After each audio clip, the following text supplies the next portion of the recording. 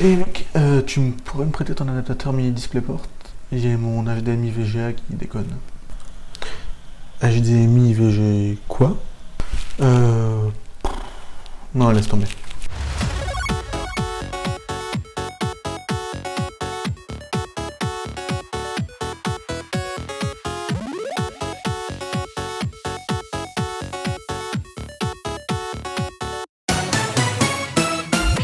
Spécialiste d'USB, de VGA, de RJ45, de HDMI, les connectiques en informatique deviennent un véritable calvaire pour toute personne qui s'y connaît pas vraiment. Alors aujourd'hui, dans ce premier épisode de Pourquoi tout ce bordel, on va voir pourquoi quand on regarde à l'arrière de l'ordinateur, on voit plein de connectiques différentes et pourquoi tous les 3 ans, on a un nouveau type de connectique qui apparaît. Le but principal d'une connectique, comme vous l'imaginez, c'est de pouvoir connecter quelque chose à votre ordinateur. Que ce soit un clavier, une imprimante, un vidéoprojecteur, parce que oui, on dit vidéoprojecteur, un rétroprojecteur, c'est ça. Donc je disais, la connectique, ça sert d'interface entre votre ordinateur et le périphérique auquel vous le connectez. Le but de cette interface, c'est de transmettre des données, que ce soit des données entrantes qui vont dans votre ordinateur, comme pour un clavier ou une souris, ou des données sortantes qui vont de votre ordi au périphérique, comme pour une imprimante ou un écran. Le but de la connectique, c'est de s'assurer qu'une fois qu'elle est branchée, les informations peuvent circuler.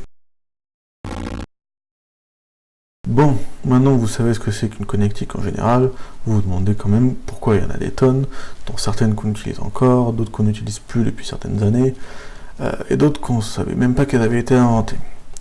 Alors, pour y voir plus clair sur l'apparition des connectiques, on va prendre l'exemple des connectiques vidéo pour connecter les ordinateurs et les télévisions. Tout commence avec la prise composite, le fameux câble jaune. Et oui, il y avait une époque où on faisait passer toute une image à travers un seul contact. Alors ce n'est pas de la 4K, mais quand même.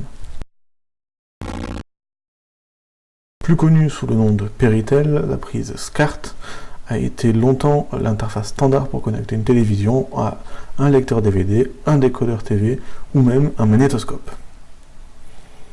C'est un sacré coup de vieux ça quand même. Le S-Video, malgré tous ses efforts, n'aura pas réussi à détrôner la prise Péritel sur les télévisions. Cependant, comme il était bien plus compact que la prise Péritel, il a pu s'installer sur certains ordinateurs, même portables, et permettait de connecter l'ordinateur sur sa télévision, par exemple pour diffuser le diaporama de vos photos de vacances. À ne pas confondre avec la prise composite, la connectique composante est-elle constituée de 3 câbles RCA, rouge, vert et bleu. Contrairement à ce qu'on pourrait penser, chaque câble ne transmet pas l'image dans 3 couleurs différentes, mais le câble vert transmet la luminance, c'est-à-dire l'image en noir et blanc, et les deux autres transmettent une différence de couleur entre la luminance et l'image réelle. Bon, je sens que si je continue je vais vous perdre, on va passer à la suite. Le VGA, appelé parfois aussi D-Sub à cause de son connecteur, est la première interface d'affichage standard utilisée par les ordinateurs pour se connecter à un moniteur. Avec l'apparition des télévisions HD ou haute définition, il s'installe de plus en plus à l'arrière des téléviseurs, mais est vite remplacé par l'HDMI. Cependant, sur les ordinateurs et périphériques associés tels que les vidéoprojecteurs, le VGA fait fureur et c'est seulement depuis quelques années que les ordis fixes ou portables ne possèdent plus de prise VGA. Le DVI, c'est l'arrivée de la transmission d'images numériques. C'est d'ailleurs son nom, interface vidéo digitale. Et malgré l'absence de port DVI sur les télévisions, même les plus récentes, le DVI s'est installé confortablement en informatique avant d'être remplacé par son petit frère, le DisplayPort.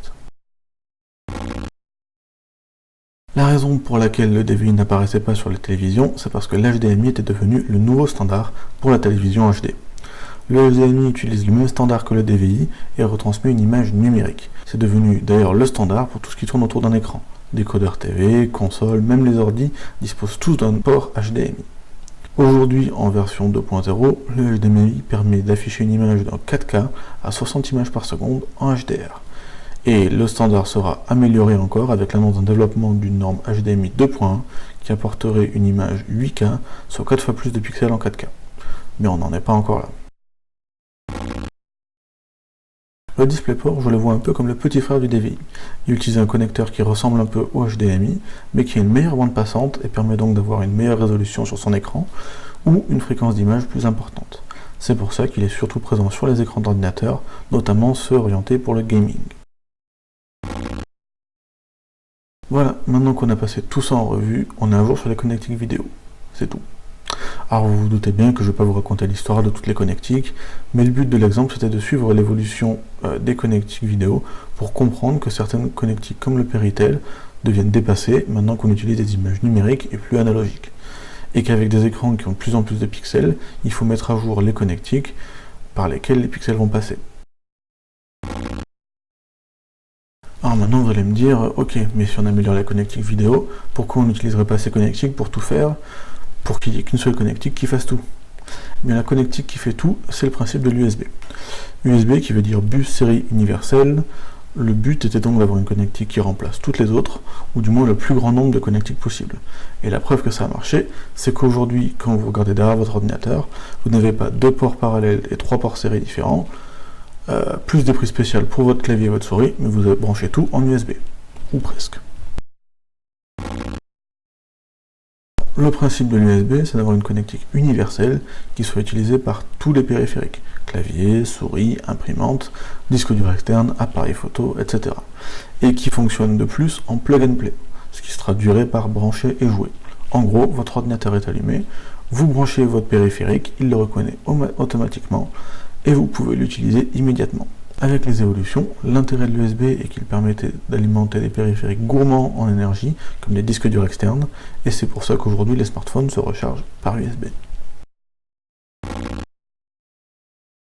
Utilisé d'abord dans sa version 1.0 puis 1.1, on ne trouve aujourd'hui plus que des ports USB 2.0 et 3.0, avec certaines machines récentes munies déjà de ports USB 3.1. La différence entre les versions est principalement la vitesse de transfert et le nombre de données qui peuvent passer par l'USB. Le plus important entre les versions était la rétrocompatibilité. En effet, il faut pouvoir utiliser une fiche USB 2 sur un port USB 3 et inversement. Cette notion de rétrocompatibilité est ce qui a permis à l'USB de s'imposer comme la référence et de conserver son succès avec le même format depuis 20 ans. Malgré tout, avec l'arrivée de l'USB 3, de nouvelles connectiques apparaissent, souvent basées sur la version 2, mais qui ajoutent des contacts supplémentaires pour faire passer plus de données. Et si la fiche USB type A reste compatible avec les anciens standards, ce n'est plus le cas des fiches B et micro B, dont les ports ne sont rétrocompatibles que dans un sens. Avec le nouveau standard USB 3.1 arrive une nouvelle connectique, l'USB type C réversible. L'intérêt de cette connectique réversible, c'est qu'elle supprime la frustration de millions voire de milliards d'utilisateurs qui se trompent chaque jour de sens à chaque fois qu'ils veulent connecter une prise USB sur leur ordinateur. De plus, avec une connectique assez fine pour qu'elle soit unique pour les ordinateurs et les périphériques, comme les smartphones, on n'aura plus besoin de se soucier de quel embout va où sur notre câble, et avouez que c'est bien pratique. Le seul doute que j'aurais concernant l'USB type C, c'est qu'il pourrait avoir du mal à s'imposer, car même si de plus en plus de fabricants intègrent l'USB-C dans leurs appareils, l'avantage de l'USB c'est justement la rétrocompatibilité. Et si tout passait au standard USB-C, on ne pourrait plus utiliser les câbles qu'on a chez nous, il faudra en acheter de nouveaux pour chaque périphérique. Et pour l'instant, ce genre de galère, c'est réservé à ceux qui ont des produits Apple. Alors là, vous allez me dire, mais si l'USB peut servir à tout, pourquoi on s'en sert pas aussi pour la vidéo? Dans un premier temps, si on n'utilisait pas l'USB pour la vidéo, c'est parce que la bande passante de l'USB était trop faible. En gros, on ne pouvait pas faire passer assez de données par USB. Deuxièmement, vous avez tort. Les webcams USB, ça existait très tôt. Alors bon, l'image était dégueulasse, mais c'était de la vidéo par USB. Et enfin, je dirais que l'USB, c'est surtout une transmission de données numériques, et à cette époque, les interfaces vidéo qu'on utilisait étaient encore à l'analogique, avec notamment le VGA. Mais si jamais ça vous intéresse, dites-vous que l'USB 3.1 intègre maintenant le protocole DisplayPort, et permet donc de se connecter à un écran par USB. Comme quoi, ça arrive. Après ce qu'on a vu sur l'USB, on peut se dire, et pourquoi il n'y aurait pas une connectique qui en fasse encore plus? Je vais vous la présenter, c'est le Thunderbolt. Le Thunderbolt, c'est avant tout un standard de transmission de données haut débit. Il a été créé en 2007 par Intel sous le nom Lightpeak, et le but était d'utiliser les protocoles DisplayPort et PCI Express avec la même connectique. Petite parenthèse, le protocole PCI Express sert notamment à connecter votre processeur à des périphériques internes comme une carte graphique, une carte son ou une carte Wi-Fi. Et c'est pour ça que le Thunderbolt pourrait être aussi rapide. Le but à l'avenir, c'était d'utiliser la fibre optique, celle pour sa rapidité, pour transférer les données d'un appareil à l'autre. le Thunderbolt 2, qui utilisait les connecteurs mini DisplayPort, a été quasi uniquement utilisé sur les iMac et MacBook d'Apple. Apple considérait cette connectique comme l'avenir, mais c'était sans compter sur l'arrivée de l'USB 3.0, 10 fois plus rapide que l'USB 2, qui a volé la vedette au Thunderbolt, obligeant les utilisateurs de Mac d'acheter des adaptateurs dans tous les sens pour pouvoir se connecter aux périphériques classiques. L'avantage de l'USB 3 sur le Thunderbolt, c'était la rétrocompatibilité. C'est ce qui permettait d'utiliser une souris en USB 2 sur une prise USB 3, et une clé en USB 3 sur une prise USB 2. Certes, les performances pouvaient diminuer, mais c'était compatible et c'était le plus important. Finalement, les gens n'auraient pas voulu changer tous leurs câbles et leurs périphériques pour s'adapter à un nouveau standard, et c'est les clients d'Apple qui en ont payé le prix en devant s'acheter un adaptateur dès qu'ils voulaient se connecter à quelque chose.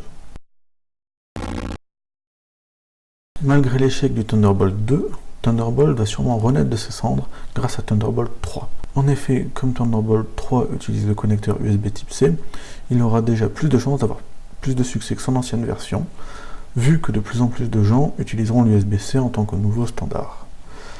On rappelle, comme le Thunderbolt utilise le processus PCI Express, il est directement connecté au processeur et offre des vitesses de transfert bien plus rapides qu'en USB, même en version 3.1. Du coup, le port USB-C équipé de Thunderbolt 3 pourra par exemple servir à connecter une simple souris, ou alors deux écrans 4K en simultané. Impressionnant, n'est-ce pas? Pour conclure, je dirais simplement que même si aujourd'hui on a encore de nombreuses connectiques différentes sur nos ordinateurs, avec la standardisation il y en a de moins en moins, et déjà aujourd'hui il en existe une qui soit capable de tout faire, le Thunderbolt 3. Si vous voulez en savoir plus sur les connectiques, je vous conseille d'aller voir les pages Wikipédia consacrées au DVI, à l'USB et au Thunderbolt, mais aussi le cours sur les connectiques que vous trouverez sur Open Classroom, avec le lien dans la description. Malgré la longueur de la vidéo, j'ai pas pu traiter tous les types de connectiques, loin de là, mais le but c'était pas de les revoir tout en revue, mais plus de comprendre pourquoi il y en a autant, qu'il y en a plusieurs pour une raison, puisqu'elles servent chacune à quelque chose de bien précis, et que même si ça prend du temps, on tend de plus en plus vers une connectique universelle qui serve à tout pour qu'il y ait moins de confusion. Voilà, c'en est fini de la première vidéo. Alors le but c'était un petit peu d'avoir une vidéo pilote pour voir déjà si j'étais capable de le faire et qu'est-ce que ça pourrait donner. Donc le but de votre côté à vous, ce serait de me faire un maximum de retours si possible, voir qu'est-ce que vous avez aimé, qu'est-ce que vous avez moins aimé, sur quoi je pourrais m'améliorer. Bon, déjà j'ai quelques points où je sais que je peux m'améliorer, notamment au traitement du son, où j'en ai pas appliqué pour l'instant. Après derrière traitement d'image, je pourrais sûrement améliorer un petit peu la qualité de l'image, et derrière ne pas lire mon texte et regarder la caméra comme je le fais actuellement. Ce qui est plus compliqué quand on a un texte qui est déjà prêt. Sinon voilà, si vous avez n'importe quel retour à faire derrière, que ce soit sur la vidéo en elle-même ou le contenu, n'hésitez pas. Si vous avez des astuces pour traiter le son, je suis preneur parce que je débute encore au niveau du son. Donc voilà, n'importe quoi qui puisse me donner un coup de main, parce que comme vous, je suis là pour apprendre ici. Et pour conclure, je vous dis à la prochaine.